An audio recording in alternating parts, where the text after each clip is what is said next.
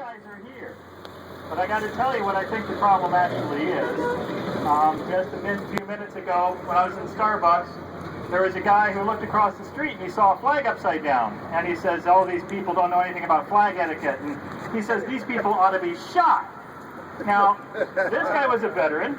You know, he was claiming that he was overseas fighting for this country and for, you know, doing, I guess, whatever it is he thinks needs to be done.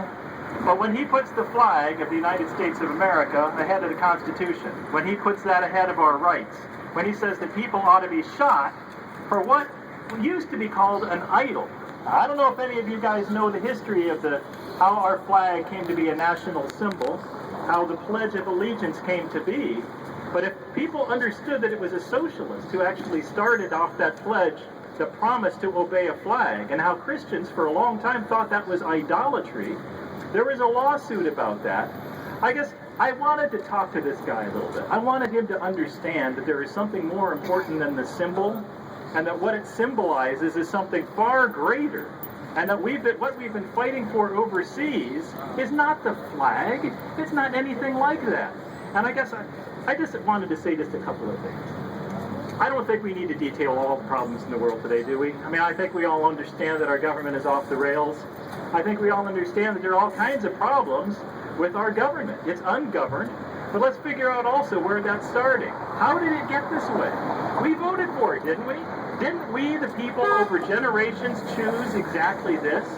Aren't the people that we voted for exactly and only what we have chosen over and over and over again? Who are we blaming when we talk about problems in government? Whether it's George Bush or Obama or whatever, we chose all of this.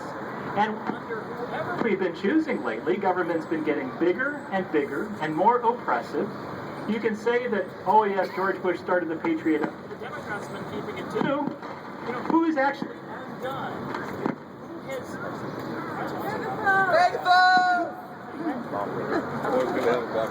Who has undone any of the wrong that's been done to us over the last 100 years? Nobody. It's been getting worse and worse and worse. And so I guess all I want to say, and then we're going to open up, we have more speakers that you're going to hear from shortly, and I hope we can get the sound out by then.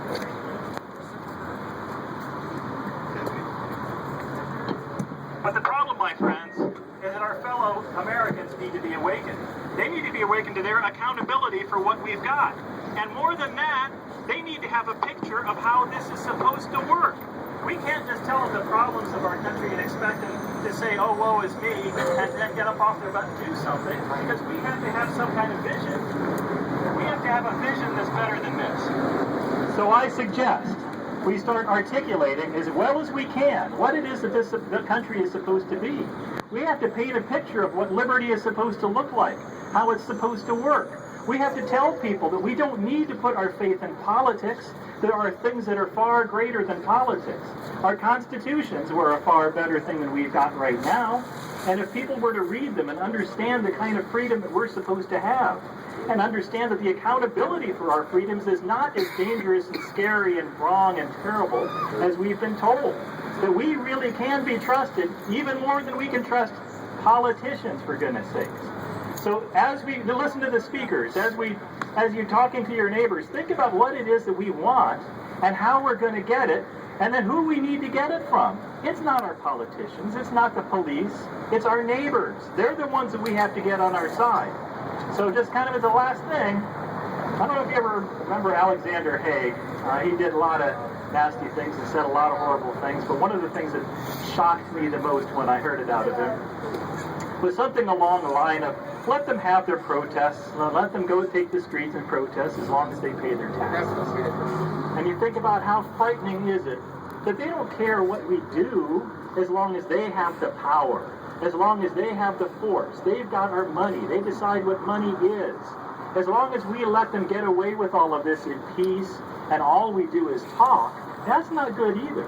So while it's good that we're here, we have a lot of work to do of a very serious nature. And let's hope it never comes to what has often happened in the past.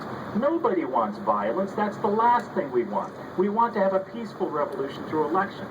That's what our founders bequeathed us. And if that fails, maybe nonviolent resistance. But don't fool yourself. When things turn violent, as we're seeing around the world, don't let that be so much a beacon of hope as it is a warning. If it comes to violence, that hardly ever turns out the way you want. It's a precious, rare thing that our revolution turned out to be the United States of America instead of something much worse. So let's just kind of remember that we have work to do on our neighbors, and we have to do it with respect, understanding that we all had a hand in getting to where we are today. Thanks.